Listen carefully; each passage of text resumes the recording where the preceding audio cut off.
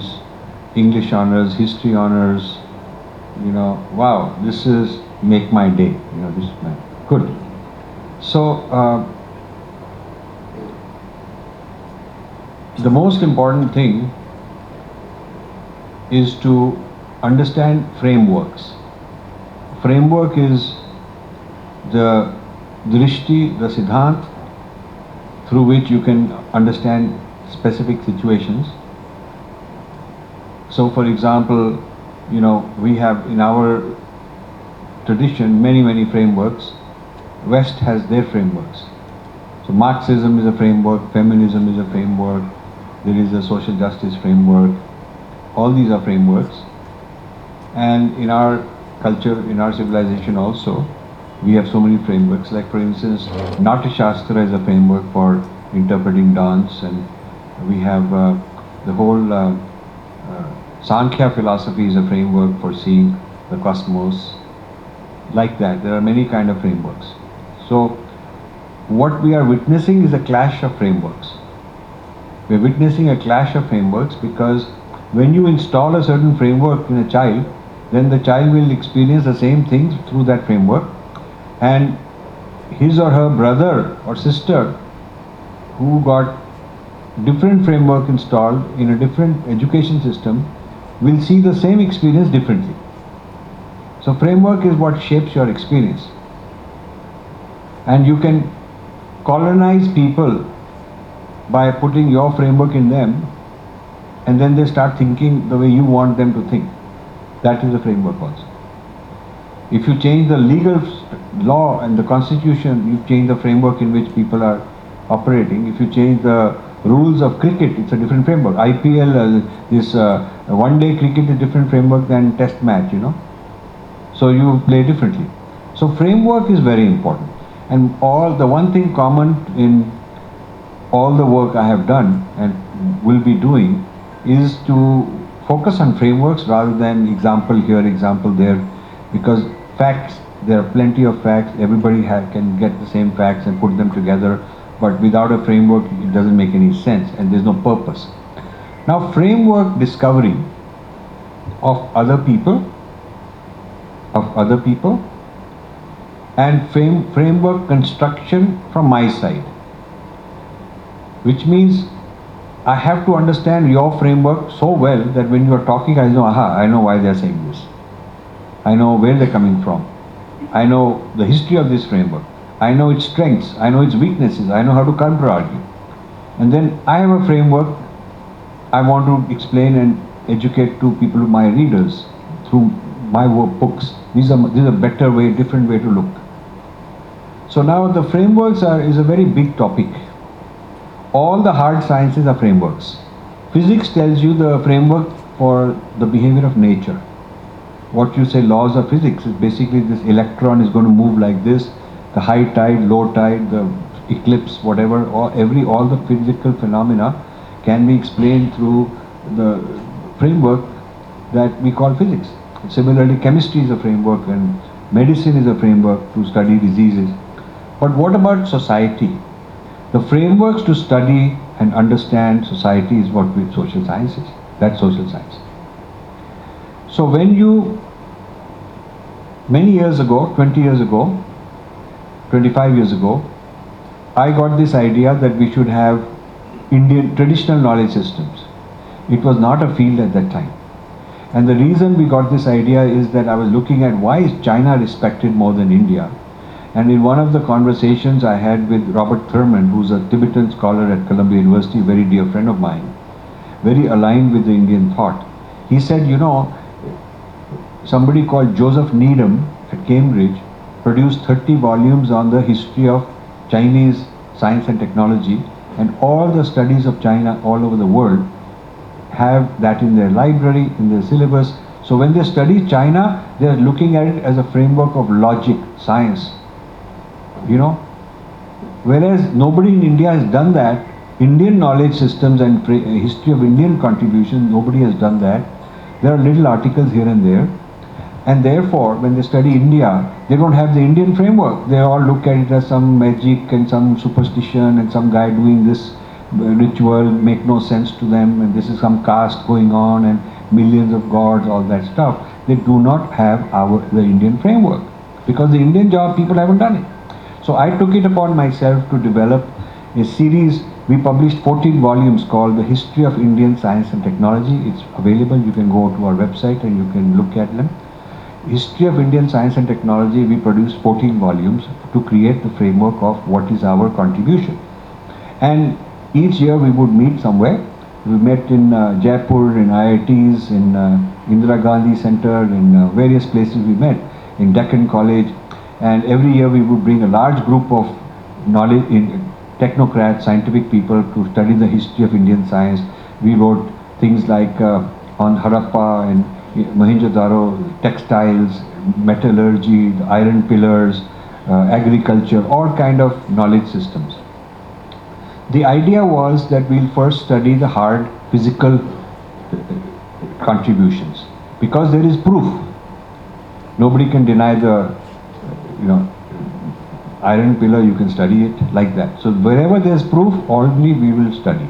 Our original goal was we wanted to do 25 to 50 volumes on the hard material sciences. We only did 14, we did not get support. We ran out of resources. The second thing we wanted to do was life sciences. Life sciences meaning agriculture, botany, healing, health and all that. We wanted to do many, many volumes. We have proposals for that, but nobody supported us. Then we wanted to do mind sciences. This meditation, yoga, all this cognitive science. I'm still personally working on my own mini series on Indian mind sciences. I will produce it myself. I've almost got it finished, but I will do that. And then we wanted to do social sciences, society. Rashtra is the social knowledge. It's an Indian knowledge system. Now the strange thing is, at that time, there was no interest on the part of all the Hindu organizations today which are very interested. IITs were not interested. I went and talked to a lot of them. Ministry of Science, later on, Murli Manor Joshi got interested. And he promised we'll get a lot of support, but the government fell, nothing happened. And I remember I went to Kapil Sibal later on. He became the education minister. He expressed that he will help us, but nobody helped us. So this is, I'm just telling you that we've had this very long relationship. And now Indian knowledge system and traditional knowledge system is very good buzzword, very fancy. I meet people every time I come. There's a lot of conferences, a lot of things happening. Indian knowledge system now being studied widely. So I'm very happy it is being studied widely. But let me give you my view on what is shortcoming. First of all, and the reason I'm saying this is because your conference got Indian knowledge system and traditional knowledge system, the banner. So first of all, it's not enough to study a fact that they had this big discovery, then we had that big discovery. Where is the framework of the Indian thinkers, the rishis, from which they got this knowledge? Two things. One is, what is the framework in which the rishis were operating to do their discovery? How did they discover? It did not fall from the sky. It's not like the Abrahamic religions that God speaks to Moses and says, this is the truth. There is no God speaking in the Vedas. No God is saying, I'm Brahman, I'm telling you, I'm a jealous God, I'm angry, say do this, do that. There's no dictation. The rishis are not taking dictation. So this discovery from the rishis comes how? What is the framework producing it? So it's like, if you know the roots, then you can understand the fruits. But if you just eat the fruits, you don't know what is the root producing it, you do not know enough about the fruits, where it's coming from. To know where it's coming from is the roots that are producing the fruits. So the framework is like the roots, and it produces this output. So I have not seen enough work done which talks about what is the framework in which traditional knowledge was discovered. How was it discovered? How did they suddenly find out velocity of light? Okay, so everybody says this is velocity of light. They had no measurement equipment. How they discovered it? So you see, the methodology of discovery of traditional knowledge is very important for us to figure out. And that methodology requires insight into the framework. So that is my area of work, is to figure out these frameworks. Second thing, there's one issue I feel, lot of applause comes when they say this is 8,000 years old, everybody clap. But you have to look at what went into building that city or building that technology. How were they thinking? What was their philosophy, their metaphysics, which led to those outputs? Because the outer world, concrete things that happen in the outer world from a person, is the result of how they are operating inside. Then they express outwardly. You know, this artist has a certain imagination, then they express themselves. The dancer has a certain framework, and then they are expressing themselves. So what is the framework from which the Indian knowledge system came is a piece of work still waiting to be done. This is a very important point.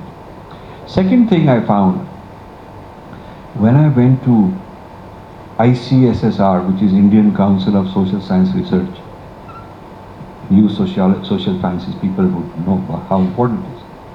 Even in the new government, one Mr. Malhotra was the member secretary. I'm embarrassed to say he's not any relative of mine, but he didn't understand my point at all. I went many times. I tried to explain that under the rubric of Indian knowledge systems, there is also social sciences, because social knowledge is also Indian knowledge. It is Indian traditional knowledge. The knowledge of Varna, Jati is an Indian traditional knowledge system. The knowledge of Rashtra is Indian traditional knowledge system. It is not only physical, how you make metallurgy and all that, that is one kind. But the Vedas are very clear on the idea of Rashtra and the idea of Rajya. It is Vedic knowledge system. So, but I don't see people doing it like that. This is why we have a constitution disconnected from our roots. The constitution is not in the Indian knowledge framework. Constitution is not. The idea of the liberty and this and that, democracy, individual, that is all Western thought. Western thought. In fact, in 1935 there was a British enacted some act, and they produced a big document. 80-90% of the Indian constitution is a copy of that. Any legal person will tell you. So it is not even something original. We took something the British did to govern us, and we kind of changed some buzzwords and said, hey, it's our constitution. We have not produced a constitution which could be considered Dharma Shastra for modern Bharat. I've told them that we should have a project called Dharma Shastra for modern Bharat. And I mentioned this to a couple of very leading Indian thinkers in Delhi. One of them got the Padma Bhushan. They're well-known people. I don't want to mention their names because they're friends of mine. And I said, why aren't we doing that? They didn't get the point. They said, no. We had great respect for women. We had great respect for this and that. I said, I'm not talking about what was practiced, but what's the theoretical framework that represents all these practices. There's a difference between the framework, which is a theoretical framework, and the actual practices which are reflected by that framework. There's a difference. So it's not enough to say that the practice of social justice is going on, the practice of diversity is going on, the practice of all the kind of things that we have. These practices have been going on, therefore we don't need to do any work. We have to codify the practices into a constitution, so it becomes the guide. It can be transmitted to the next generation. You can scale it, put it in different languages. You can teach people. You can implement it. If you codify it, you can implement it. And so Indians have been the great taxonomy builders. Taxonomy is a framework. Grammar is a taxonomy for bhasha, how it's spoken. Yoga Sutra is a taxonomy framework for practicing.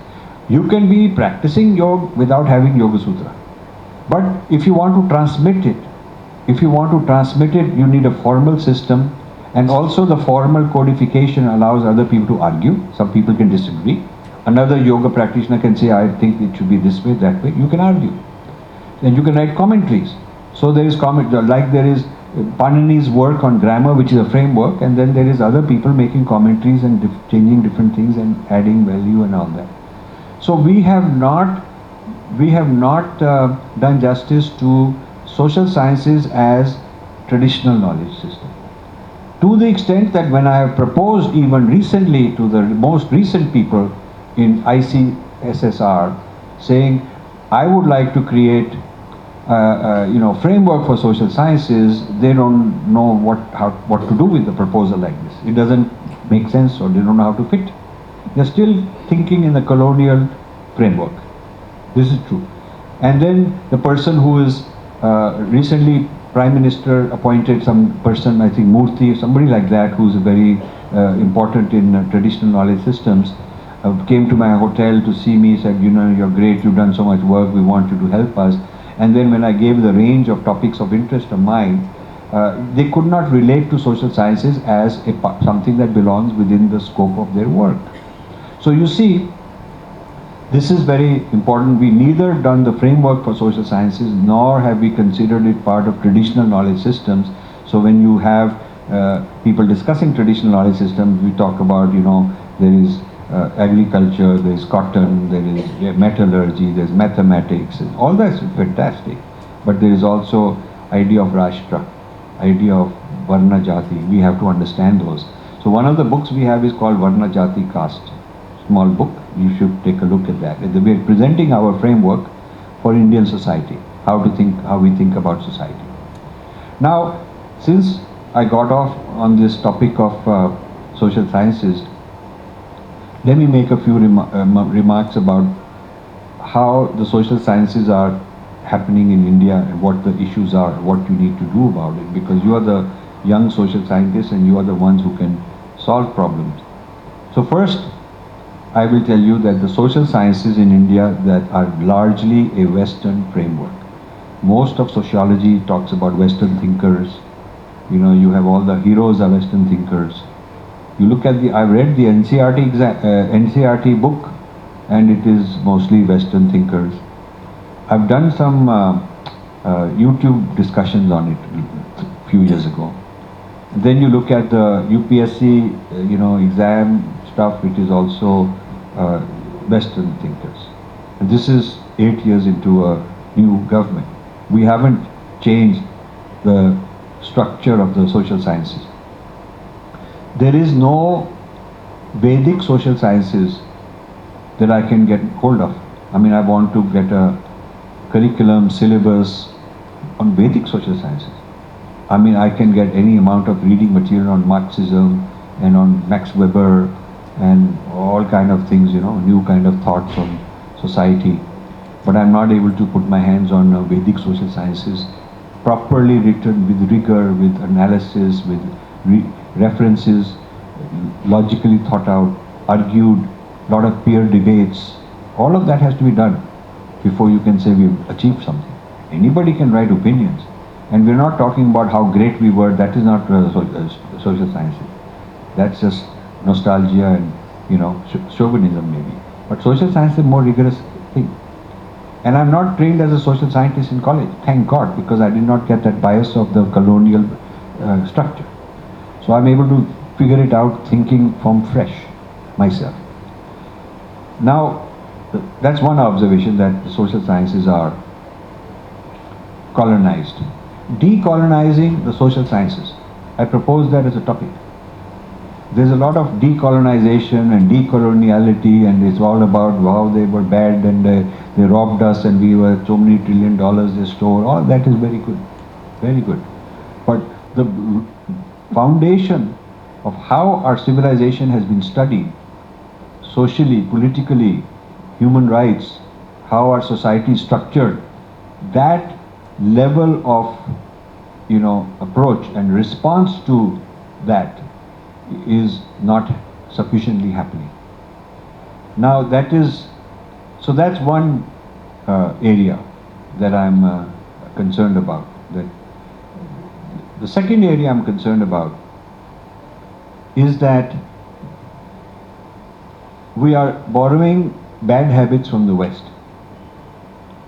One of the recent bad habits that has entered the West is the rise of a new kind of social thought called wokeism or critical race theory, which in India they have not understood, nobody written about it, but we've been writing about it for a while.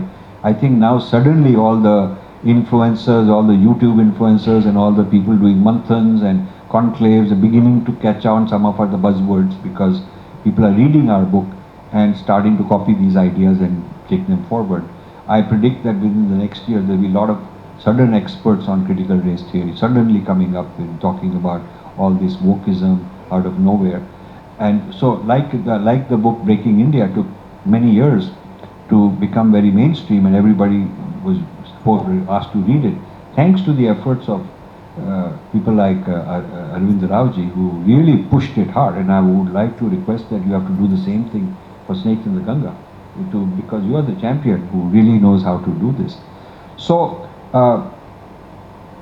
social sciences in the United States are being exported to the world, and when the NEP says that they want to have liberal arts, they're not talking about Vedic liberal arts, they're talking about liberal arts that come from Harvard, places like Harvard.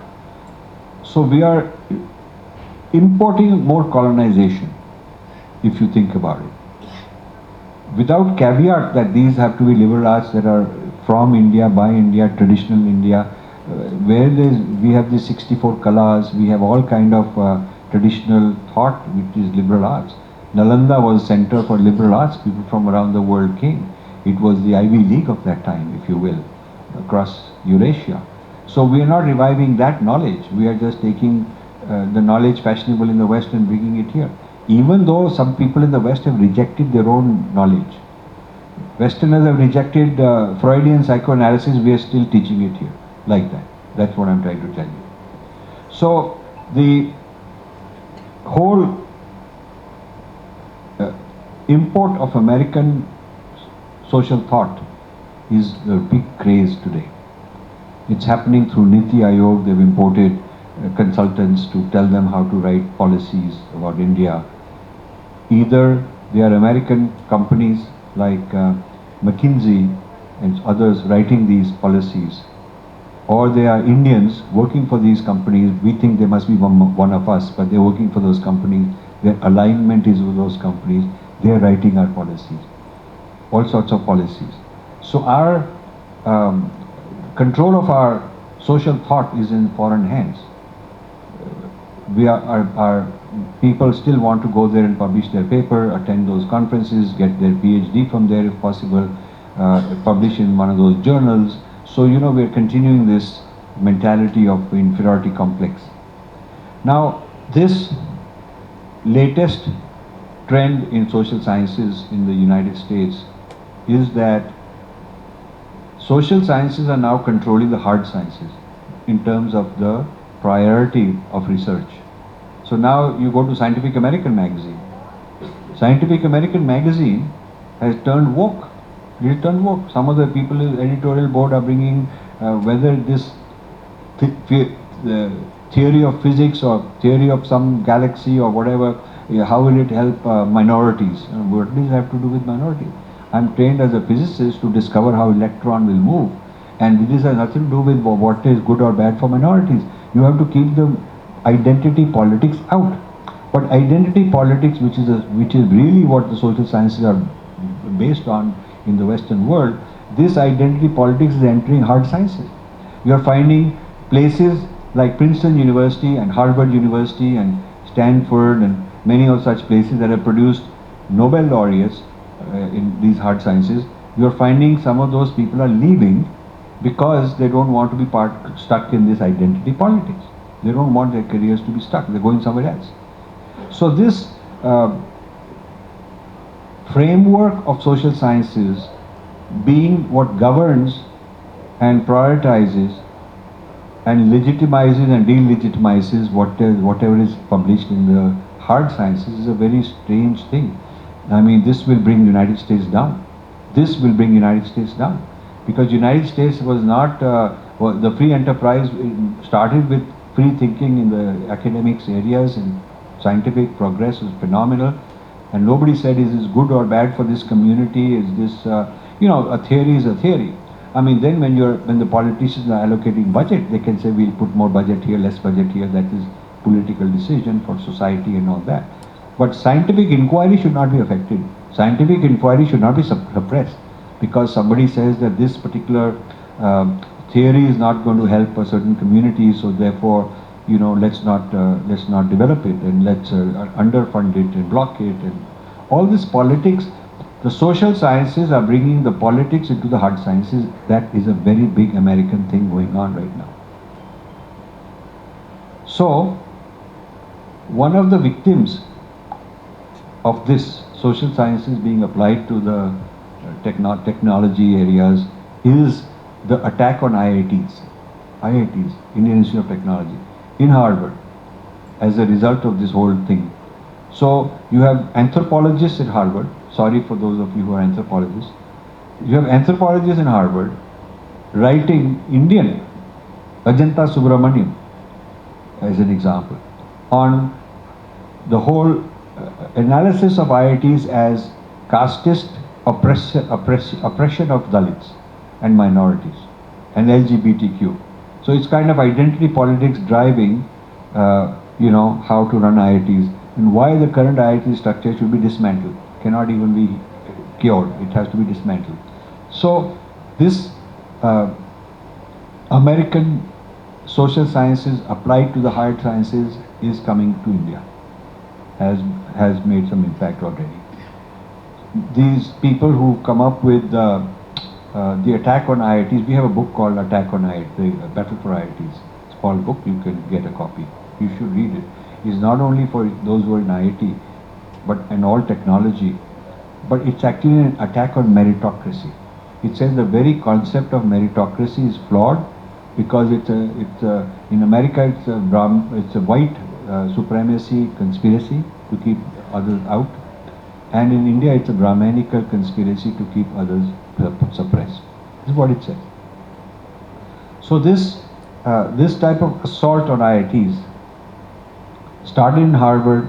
Then some Dalits were brought to Kennedy School of Governance in Harvard from India to there. Then they merged the Dalits with blacks, and they said that the Dalits are the blacks of India and the non-Dalits are the whites of India. And American racism laws should apply to Indian people in the United States. So then the first victim, diaspora. So they started lawsuits against Cisco and various tech companies, charging them with racism, casteism, etc., because they're bringing IIT people, they're bringing technocrats, tech workers, and all these workers come from you know, places like Hyderabad and other places, and they are bringing their casteist ideas into the America, as if, you know, America is a very nice, clean society and Indians are spoiling it. And this is what is the idea. So now all the tech companies from Microsoft and, you know, Apple down to Facebook and other, PayPal, all of them are having these management courses on casteism for Indians and for the white people too. So now the Indians are under suspicion.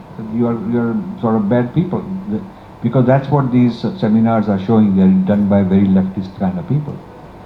And then HR policies are being made in these companies to reflect this bias on a caste basis, that we have to hold down Brahmins, and if the Brahmin is accused, then it's very serious accusation. These policies are coming to India, to the subsidiaries of American companies. They are affecting Microsoft India and Google India, all of these, Apple, Amazon, all these companies. And the outsourcing, TCS, Infosys, are also going to be subject to these policies that the American social scientists have developed. And the automobile export people, and the pharma people, and the financial industry. So now we have, social scientists have come up with something called diversity, equity and inclusion, which is a way to measure how much diversity you have in your company, and they come up with an index, which they are deciding what the index will be, how it is measured. And their consultants are going around corporate India, in Mumbai and other places, evaluating different companies, giving them a score. So it's like somebody else is going to pass judgment on you're right, you're not right, you're better, is worse. You get investment, you don't get investment, like that.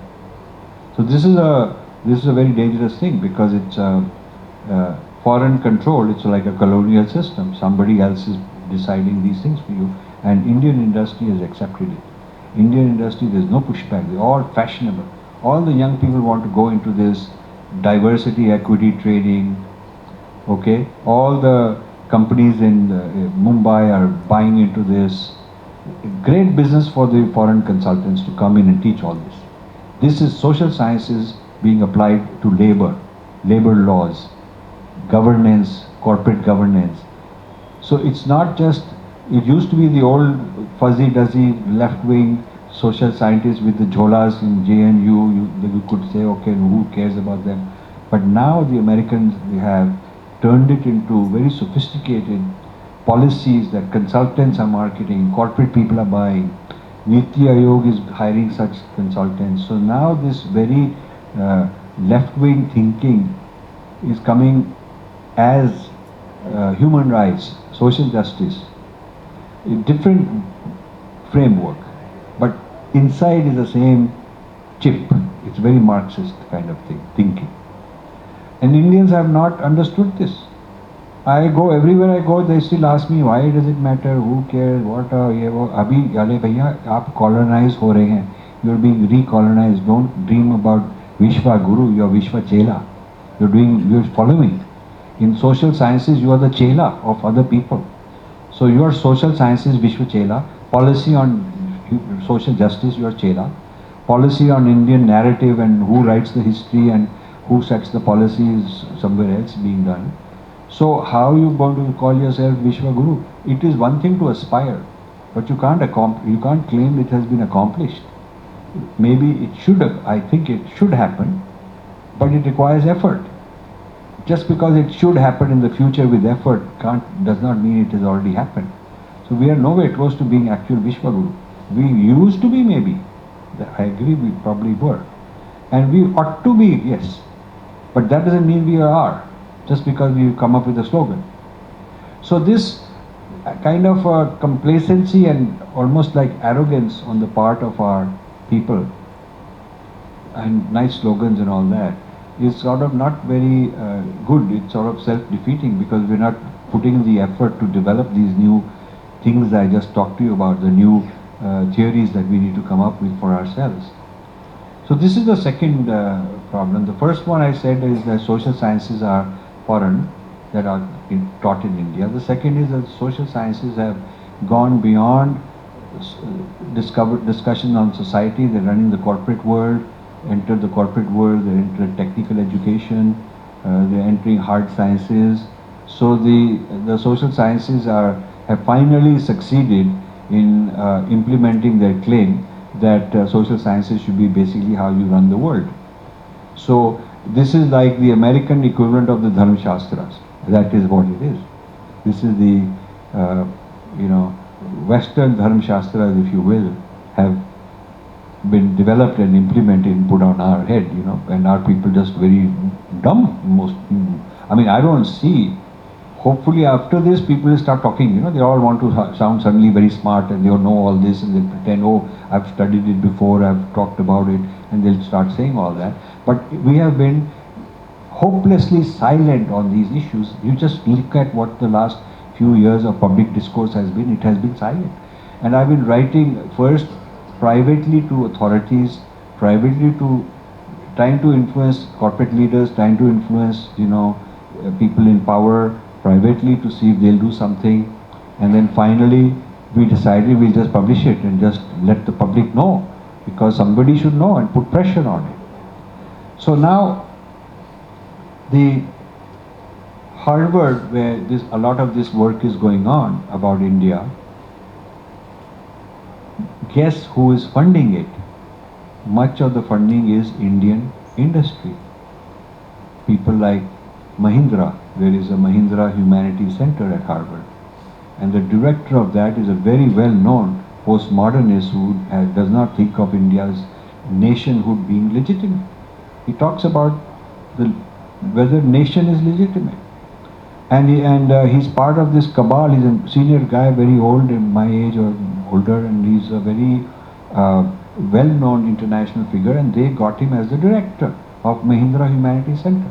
So that's what his card says. He decides who will speak, who will get the degrees, whose paper will be published. Not guys like us. Totally, we are out, cancelled, not allowed. It is totally the other side. So now, how you explain that? At home, Mahindra is a very well thought of person, and I'm sure in reality he's a good man. I don't have any reason to doubt. I met him a couple of times and found him to be a reasonable, very decent person.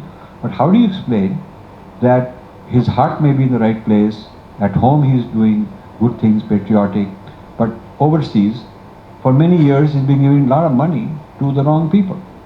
So somebody asked me, are you calling him a snake? Because our book is called Snakes in the Ganga. So I said, these people are not snakes, but they're feeding the snakes. Giving them the food, feeding them, funding them, keeping the snakes, maybe they're snake charmers also. They're keeping them entertained and happy and giving them support also, emotional support. So and then there is the Lakshmi Mittal and Family Institute for South Asia Studies. They hold this very famous India conference every year at Harvard. They decide who to bring, people who we may consider as a Khalistani guy, Pakistani guy, ISI guy, separatist here, there. They come because they are well thought of in this kind of left-wing circle. They may throw in one or two politicians from India also. Rahul Gandhi is a favorite guy they bring in, some such people.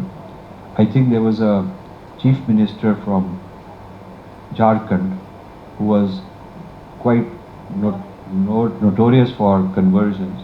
He's a famous speaker there. So they come there and they talk about, is India really a democracy? And then, when that kind of discourse and that kind of discussion feeds the journalists, there is a Newman Center at Harvard which trains journalists in collaboration with Pulitzer. And so, given the prestige and pride and the power of the institution, they produce journalists who go get jobs in CNN and BBC and Wall Street Journal, and then when you see all these nasty things happen like BBC film and all, you wonder, hey, how did it happen? Well, you have to see where it came from. Who trained these people? Who are the producers and who trained the producers and who funds all those things? You have to track it back. And our people are not doing that. That is why we are trying to do, is what the people in India are not doing. Maybe they don't have access to that same data that we have access to. Because some of it, a lot of this data is sitting overseas that you have to put together. So the Jai Shankar is going like with a fire extinguisher, fighting this fire, fighting that fire, responding to this, saying, okay, you said this, we don't like it. But next week there's another one. You fight against the BBC, then they have something in Geneva. So the people who are now, I call them the Breaking India 2.0, the Breaking India Forces 2.0 are ahead of our people who are reacting. Because our government does not have a machinery to evaluate, to study, to predict. We don't have a predictive model. If you raise this issue to the authorities, they get very defensive. They say, no, we know all this, we are doing this, that. But you ask them, whenever one of these attacks comes, did you predict it? After all, this was planned long in advance. I'm talking about attack on not the physical violence attacks, but the attacks in terms of political, social attacks, against our society, against Hinduism, against the government and all, against the country, human rights type of attacks. So when these come, have you predicted them? Do you have a framework to figure out who's doing all this? And if you don't, then you are just reacting after the fact. Then whenever there's an attack coming, you react. But that's not good enough. If you want to be a global power, superpower, you need to at least have control of your own, how you are being studied and depicted elsewhere. You have to control the way China controls their discourse worldwide. So this absence of social thought by our own people, and this application of social thought to domains outside sociology, including technology, including science, including corporate practices. Supreme Court of India The Chief Justice has gone into critical race theory. He's quoting Harvard people, the same people we are fighting, he's supporting. So this is how it is. I spent 30 years fighting these people that they are harming Indian interests, and our Justice Chandrachud actually quotes them with great support that this is what he's for. He's very open about it. So you know, the thinkers of India have not done enough thinking, on deep enough thinking. There's a very busy events and all that, you know, here there, but you know, while certain people need to be the organizers, organizing such things, there need to be there need to be scholars like you people who are just quietly doing detailed work. And those of you who are really serious about it and would like to get involved, we are looking for research assistants, we are looking for some scholars who have such interest, but they need to be good scholars with writing skills, who published before and who know how to organize thoughts. We don't want to mentor just starting from scratch. We want to build up people who are already accomplished and make them even better. So those who are interested and who feel that they would like to qualify and get involved in this should send us, approach us, and you go to our website and send a message, and you know, or ask Arvind Raoji and he can connect you to us. We would like to work with such people, you know, and develop these kind of projects further. Then there's a third issue. I talked about made in USA or made in West social sciences. And the second thing I talked about, the social sciences as expanding beyond the traditional role of social sciences and entering corporate governance, entering technology, in IIT, how to, you know, how to blame IITs, all this being done. Now there's a third issue, artificial intelligence. Artificial intelligence, which used to be my field when I went to do my computer science, I was into that. Artificial intelligence has suddenly become very powerful. But what you need to know, you need to demystify artificial intelligence. Basically, it's like you educate a child such that the child can keep learning on his own, his or her own, through new experiences. The child is learning every time, learning something on their own. So for instance, how the child learns to walk. A child gets up and falls, and then the muscles figure out what not to do. And then the child tries again differently, and then again, and then somehow there is success. And then the muscles remember, this is the right way. So this is how each living mechanism keeps learning through feedback. And then, you know, you learn through your education system, you keep advancing. Now, there is something equivalent to this called machine learning, which is how artificial intelligence works. So you train machines to make their algorithms smarter and smarter, giving feedback. So a driverless car is an example of a complex algorithm which is got many sensors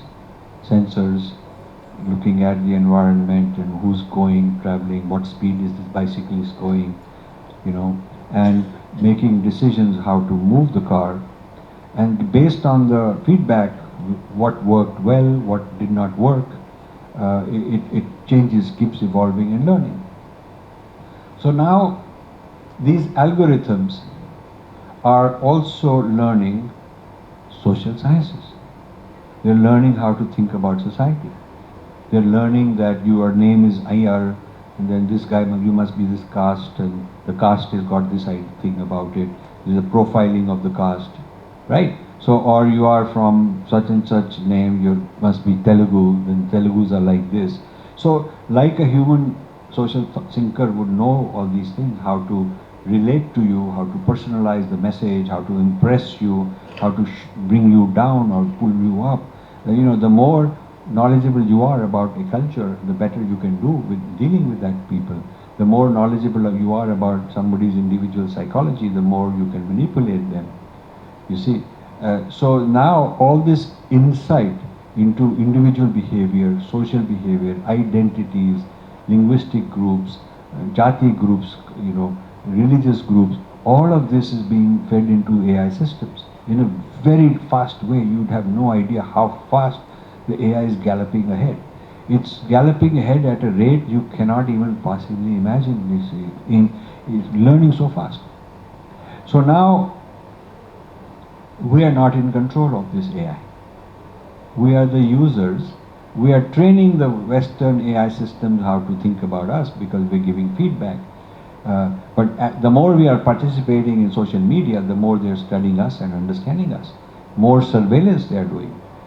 Everyone's camera with a everyone's phone with a camera is a surveillance device, and it knows when you're smiling, when you're not smiling, what you did that made you happy, and all that. So there are actual studies AI people have on how many times a day you smile, or how many times you are unhappy, and what you wrote, what you saw, what it made you feel, how it made you feel.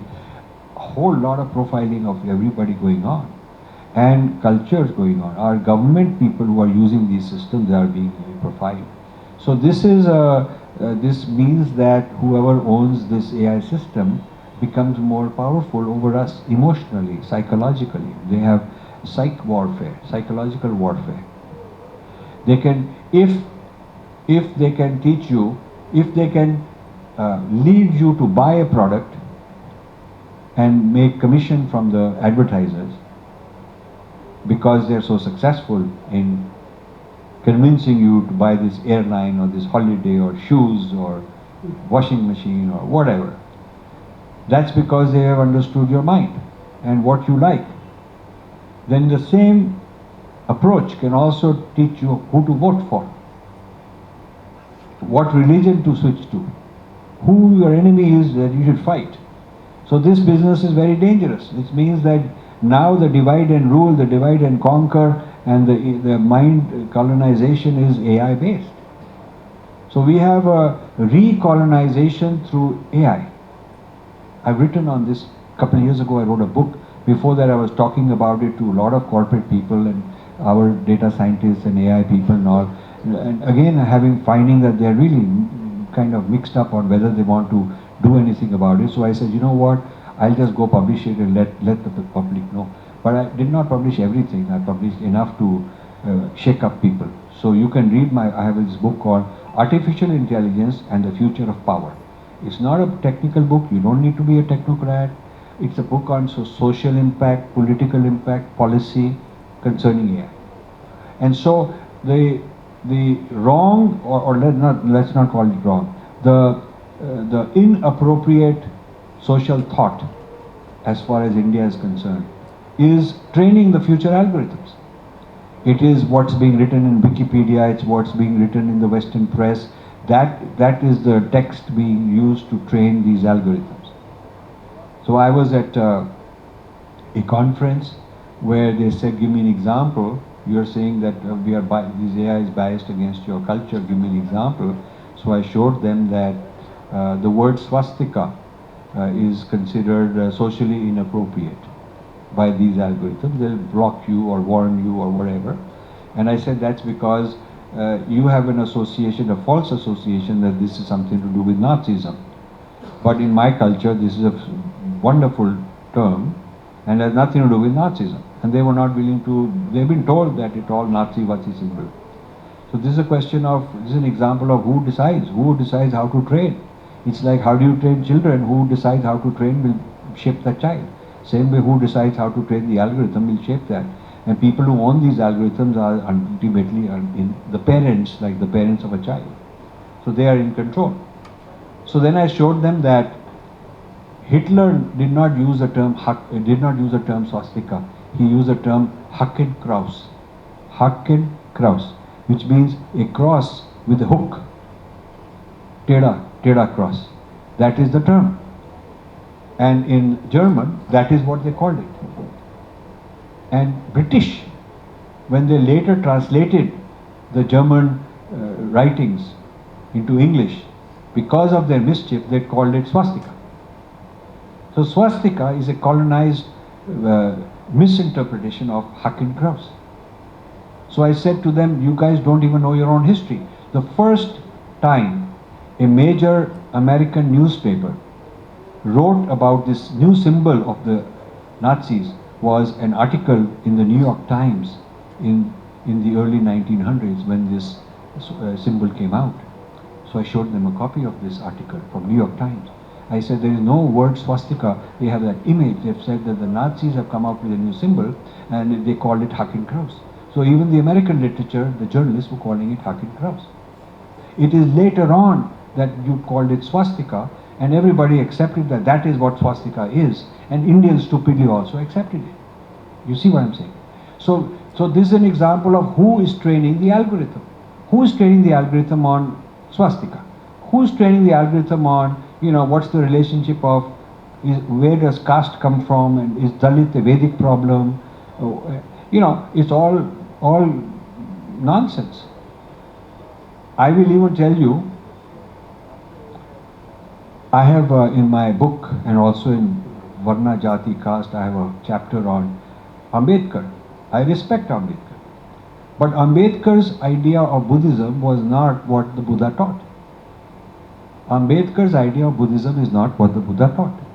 So the whole idea that, we'll become Buddhist to solve, okay, they have a right to any kind of religious they want, but they could call it Ambedkarism. They could call it Ambedkarism. That's no problem. He has every right to start a new religion.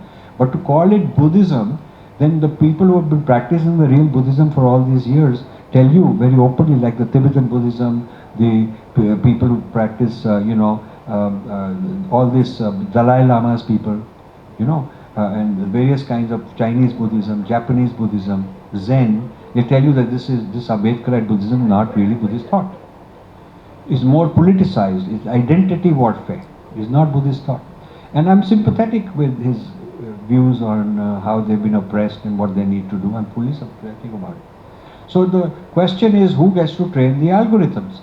If you look at Ambedkar's own book on big book on Islam, Ambedkar writes things which today would be called Islamophobia. It would be called Islamophobia. I've been given quotes on what is Ambedkar saying about Islam. By today's criteria, that would be called Islamophobia. You can judge for yourself. In fact, I went to one of these conferences, one of these gatherings where they had all these critical race theory and all these very liberal type people.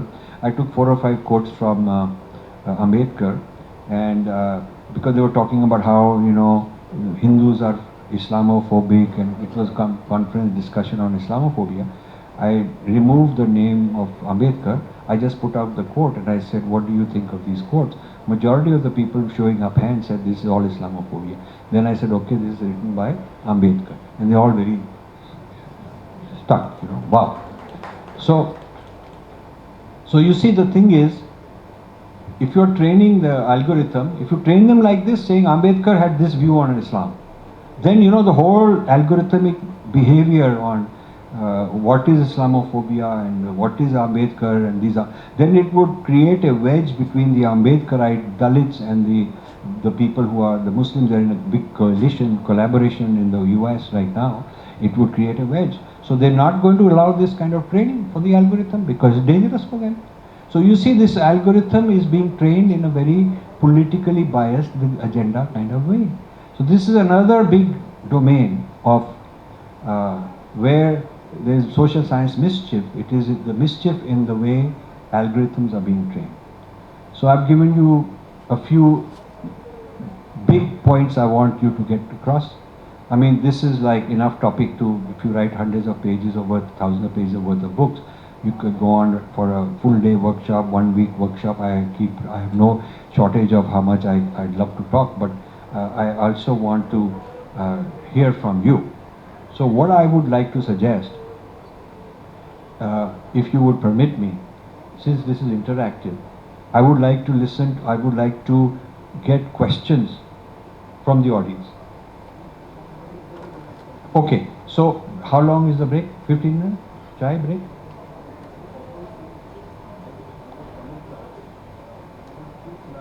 Quick lunch. So let's do this. Let's have a quick lunch and we'll be back at 1:30, and for 1 hour, you during lunch you please think of questions. I only request the following. You can ask me any question, difficult, all that. I will try to do my best. If I don't know, I don't know. But stick to the topic. Let's not go off topic and talk about other things. I don't want to answer those questions. If it's a on topic on what we have talked about, there's so much to discuss right here. That kind of question I'll answer. If it is off topic, I'll apologize and say, hey, I don't want to answer.